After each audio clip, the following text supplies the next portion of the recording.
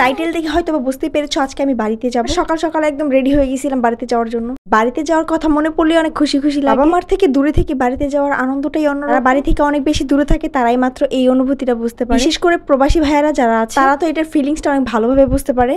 যদিও তারা অনেকদিন পর পর বাড়িতে আসে, তবে বাড়িতে ফেরার মজাই কিন্তু অন্যরকম। It's me Ruma and welcome back to my another video. অনেকদিন পর একটা ভিডিও আপলোড দিব। তো এই ভিডিওটা ছিল 20 তারিখের, আর আমার ভয়েস শুনে বুঝতে পারছো আমি একটু সিক থাকার কারণে কোনো ধরনের ভিডিও আমি করিনি, আপলোডও করিনি। একদম সকাল সকাল বের হয়ে গেছি, চারপাশে কুয়াশা দেখেই বুঝতে পারছো। একদম সকাল 6টার দিকে বের হয়ে গেছি। ট্রেন দিয়ে যাব, তাই রেল স্টেশনে চলে আসছি। ঘন্টার জন্য ট্রেনের জন্য অপেক্ষা করছি, কিন্তু আমরা যেই ট্রেনে করে যাব সেটা তো আসছিলই না। এরপর অনেকক্ষণ ওয়েট করার পরে শুনতে পারলাম সেই ট্রেন নাকি আরো বেশি লেটে আসবে। মধ্যে অনেকগুলো ট্রেন আসলো গেল, অলমোস্ট 3 ঘন্টা ওভার হয়ে গেছে। রেল স্টেশন থেকে চলে গেলাম আমরা বাস স্ট্যান্ডে। এই ফার্স্ট টাইম ভাঙ্গা থেকে সরাসরি সাভার যেতে চেয়েছিলাম ট্রেনে, তাও যাওয়া হলো না ট্রেনের জন্য। নিতে ছিলাম আমি একটু সিক, তার উপরে বসে থাকতে থাকতে আমার অবস্থা আরো খারাপ হয়ে গেছে। সেখান থেকে চলে গেছিলাম বাস স্ট্যান্ডে। বাস স্ট্যান্ড থেকে সরাসরি আমরা বাসে উঠে পড়ি। বাসে ওঠার পরে তো আমার অবস্থা আরো বেশি খারাপ হয়ে গেছিল, কিন্তু আমার অবস্থা অনেক বেশি খারাপ হয়ে গেছিল। তার উপরে বমি আর বমি ছিল, আর কোনো কিছু করার ছিল না, রোজাটা বাধ্য হয়ে ভাঙতেই হলো। আমার এত বেশি খারাপ লাগছিল বলার বাহিরে। যেহেতু মাথায় পানি দেওয়ার কথাই বলছিল অনেক। ফার্মেসি থেকে আমরা টুকিটাকি ওষুধ নিয়ে নিই, যেহেতু খেতে হবে, খালি পেটে তো খাওয়া যাবে। বাসে যা টুকিটাকি পাচ্ছিলাম তাই কিনে খাচ্ছিলাম। কিছুক্ষণের মধ্যে আমরা ফেরিতে চলে আসি, আর ফেরিতে আসার পরে অনেক খাবার পেয়ে গেছি। হাজবেন্ড গিয়ে ফেরির উপরে যে দোকানগুলো থাকে সেখান থেকে টুকিটাকি যা পেয়েছে তাই নিয়ে আসে। সেখান থেকে আলহামদুলিল্লাহ বাসায় ভালোভাবে পৌঁছে গিয়েছে। আমার হাজবেন্ড আসছিল আমাকে দেওয়ার জন্য, আর সে 2 দিন থাকবে।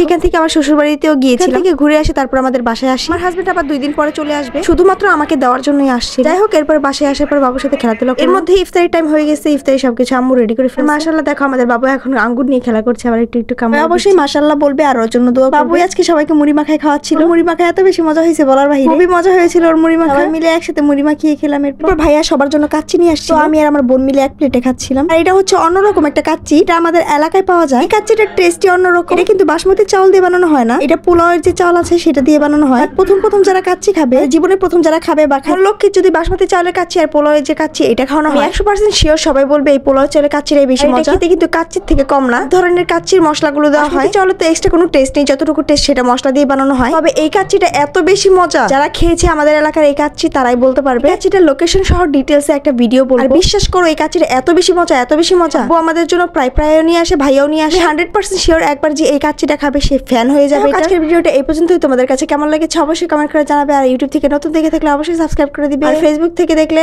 ফলো দিয়ে দিবে। বাই বাই, আল্লাহ হাফেজ।